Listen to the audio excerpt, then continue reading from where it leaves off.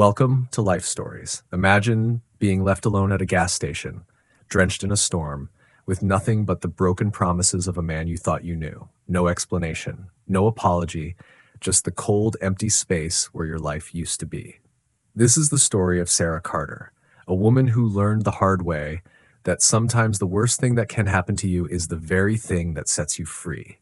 But freedom doesn't come easily. It takes strength, courage, and the willingness to face the truth, no matter how painful. In this story, you'll witness a betrayal so deep it changes everything, but also a fight for independence that proves you can rise from the ashes. Stick with us as we dive into Sarah's journey of reclaiming her life and discovering the strength she never knew she had.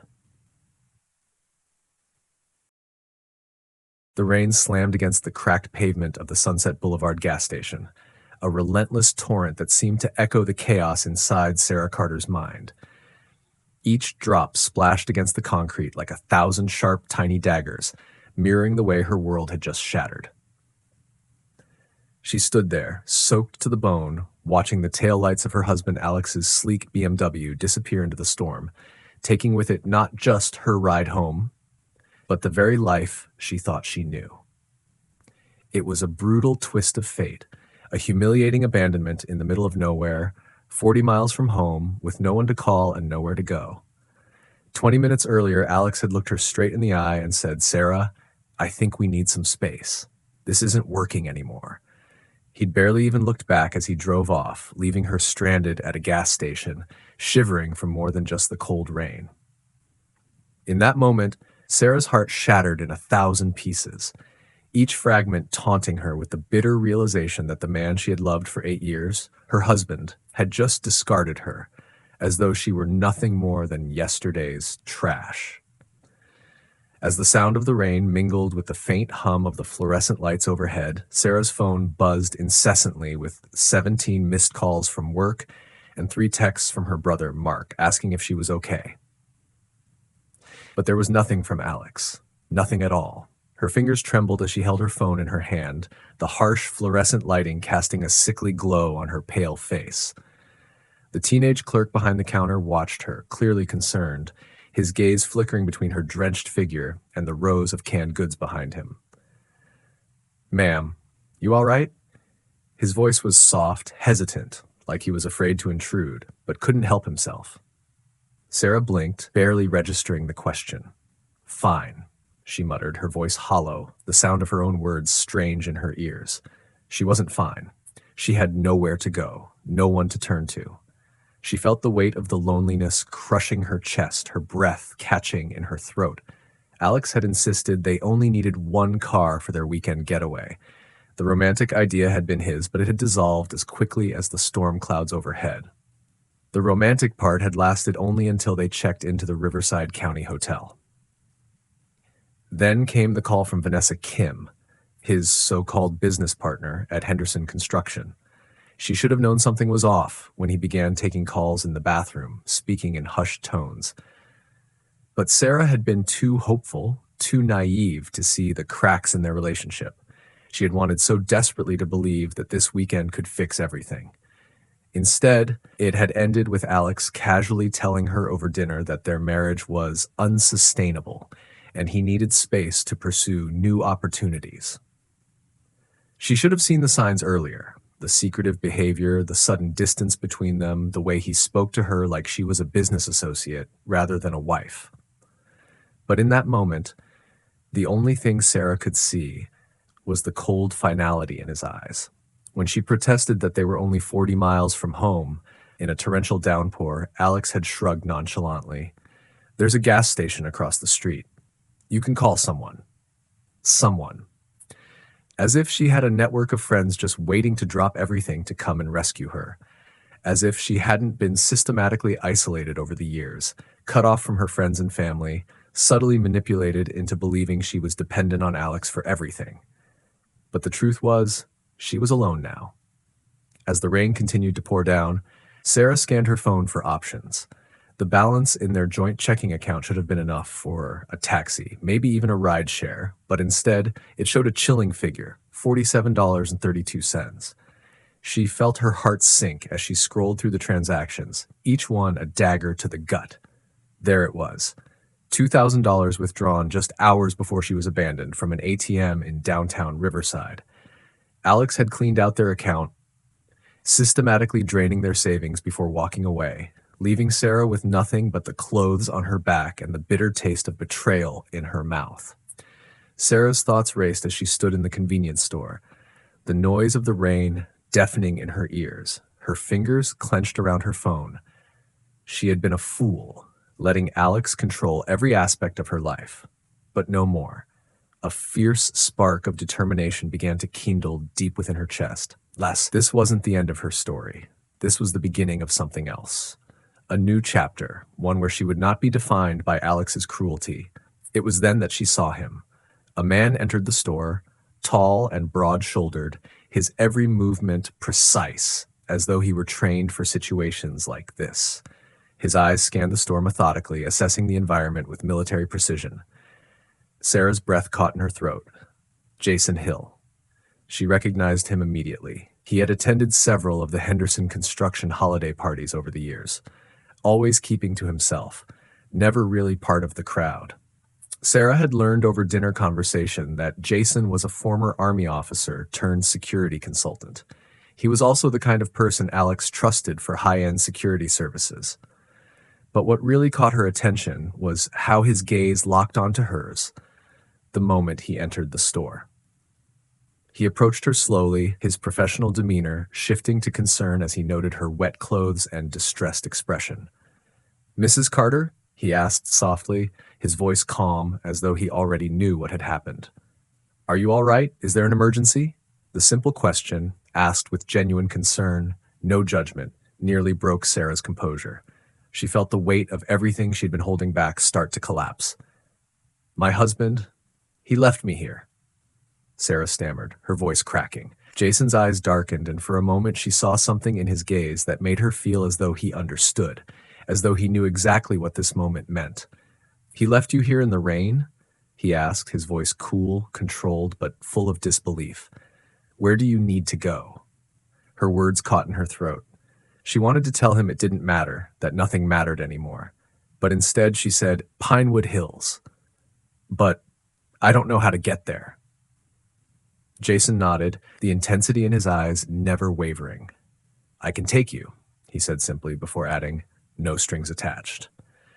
As they walked outside, the rain still pouring, Sarah realized that in the space of a few minutes, everything she thought she knew about herself had shifted. For the first time in years, she was making a choice for herself, one that didn't involve Alex's approval. Jason's presence was like a lifeline thrown to her, a chance to reclaim something she hadn't even realized was lost, her own autonomy. The car ride was silent at first, but then Jason spoke again, his voice softer this time. "This isn't the first time I've seen something like this," he said, as though he was speaking more to himself than to her. "The same thing happened to my sister a few years ago, and it changed everything." The words hung in the air like a heavy weight. Sarah's heart raced as she turned to him. "What happened to her?" Jason looked at her briefly before returning his eyes to the road. She realized that it wasn't just about her marriage. It was about taking control back, about choosing to fight for herself. For the first time in months, Sarah felt something stir inside her, a flicker of hope, no longer drowned out by the noise of her failed marriage. What would it take for you to reclaim your life after betrayal? Have you ever been in a situation where someone made you question your worth? As Sarah stepped into her home that night, something profound shifted. Rob's abandonment had set the stage for a battle she never thought she'd fight, but she was ready to reclaim her life, no matter what it took. The next morning, Sarah woke to the soft hum of the city outside her window. The sun had risen, casting a pale golden light through the blinds, but it did nothing to ease the weight pressing on her chest.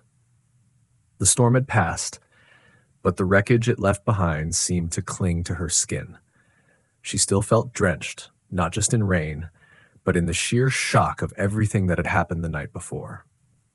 As she moved through her morning routine, The once familiar motions now felt foreign, brushing her teeth, getting dressed, making coffee. Each task was a reminder of how far from herself she'd drifted. The woman who had woken up in a marital bed beside Alex, confident in her future, was gone. In her place was someone who didn't recognize her own reflection. Her phone buzzed with a message from Mark. "Call me when you can, sis." She hadn't heard from him since last night, but she wasn't sure she was ready for another round of questions or concern. Instead, she spent a moment staring at the photo of Alex that still sat on the mantel, a reminder of a life that wasn't real, a person who never existed in the way she had imagined him. Sarah had spent so many years believing in their love, convincing herself that everything would work out, that they were just going through a rough patch. But now, standing in the ruins of their marriage, she could see it for what it truly was, a house of cards built on lies. She reached for her phone, the temptation to text him gnawing at her, but the memory of Jason's calm, his quiet insistence that she wasn't alone, stopped her. She had made the decision to stop depending on Alex for everything, and she wasn't going to let his absence break her. Not again.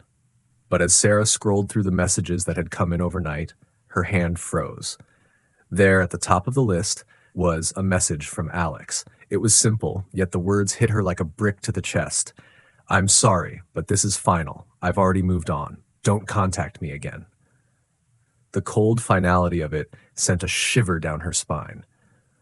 A year ago, those words might have shattered her. She would have begged, pleaded, tried to fix things, but now, as she stared at the screen, there was a strange sense of calm, a stillness that almost felt like relief. He had taken everything, her money, her trust, her belief in their future, but what he hadn't taken was her ability to make her own choices. The doorbell rang, breaking her from her reverie. It wasn't the sound she was expecting. She wasn't expecting visitors. But when she opened the door, there he was, Jason. He looked every bit the professional security consultant he was, wearing a simple black jacket and a calm expression. "I hope I'm not disturbing you," he said. His voice, always steady, always polite, now carried a deeper, almost protective edge to it. "No, not at all," Sarah replied, surprised by how much she wanted him to be there. She hadn't realized until now how much she needed someone who saw her, not as a wife or a victim, but as a person. Jason stepped inside, taking a quick look around, his sharp eyes noticing everything, the half-packed suitcase by the door, the empty, still kitchen. "You haven't left yet, have you?" he asked, his tone casual but with an undercurrent of concern. "No," she said, her voice steady. "I'm just figuring things out." He nodded. "I wanted to follow up on our conversation last night," he began. "I've been thinking a lot about your situation." Sarah bit her lip. "I don't know what to think anymore. I've never felt so lost." Jason walked over to the kitchen counter, leaning slightly against it, his gaze now focused solely on her. "You know, sometimes when you're in a relationship like this, it's hard to see what's really happening, but now that you're on the other side of it, you can start to see things clearly." His words settled into her mind, each one unraveling another layer of the emotional fog she'd been living in for years. But as the clarity began to wash over her, something darker loomed behind it, a gnawing fear she hadn't anticipated. "What if I've lost everything?" Sarah whispered, her voice quivering just slightly. "What if I've let him destroy me completely?" Jason's expression softened. "You haven't lost anything. He tried to break you, Sarah, but he's wrong. You're still standing." Sarah nodded, feeling a pang of gratitude for his words. But there was something else there, something that made her hesitate. The realization came slow and quiet, like the sudden crack of thunder in the distance before a storm. "But what if he hasn't finished with me yet?" she asked, her heart beating faster now. Jason's gaze hardened, and Sarah could see that he was weighing his words carefully. "I think there's more going on here than just a marriage falling apart. Alex isn't the only one with something to hide. And if he's willing to leave you stranded, to take everything from you without a second thought, what's stopping him from going further?" Her heart skipped. "What are you saying?" she asked, the words a whisper in the thick silence that followed. Jason's jaw tightened. "There's a chance that Alex is involved in something bigger than you realize, something dangerous." Sarah felt a chill creep up her spine. What do you mean? I've been doing some digging, Jason said, his voice low. There's more to Henderson Construction than meets the eye. And Alex, he's mixed up in it.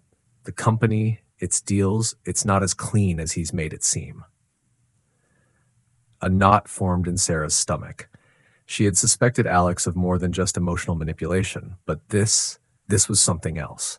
Her mind raced with possibilities, her pulse quickening, with the terrifying realization that the man she had married wasn't just a liar and a cheat.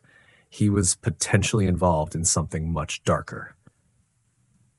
Be careful, Jason said, his voice tinged with urgency. The moment you start challenging him, it's not just going to be about you and him anymore. It's bigger than that. As Sarah stood there, processing the weight of his words, her thoughts spiraled. Could Alex really be hiding a web of deceit that extended beyond their marriage? Could he have been manipulating not just her, but an entire world she hadn't known existed? How far would you go to uncover the truth, even if it meant risking everything? What would you do if the person you trusted most turned out to be someone you never really knew? Sarah felt the weight of Jason's words press into her chest, and in that moment, she realized something profound. Her fight was just beginning, and the stakes were higher than she had ever imagined. What Alex had planned, what he had taken from her, was only the tip of the iceberg. Now Sarah was not just fighting for her marriage, but for her very survival.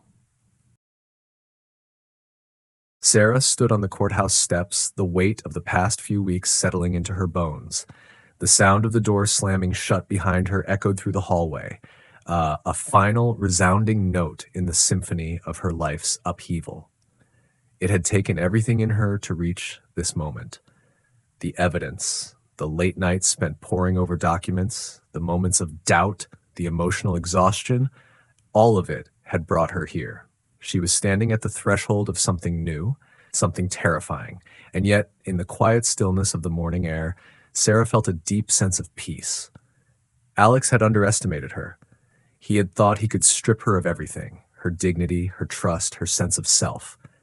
He had been wrong. The truth she had uncovered about him, the lies, the deception, the money he had hidden, was more than she had ever expected. But it had also made her realize something else. It wasn't just about taking back what was hers. It was about taking back her life, her future, and the person she was meant to become. In the courtroom, Rob had appeared confident, calm, as though he still held the upper hand. But the judge's swift and decisive ruling had shattered that illusion.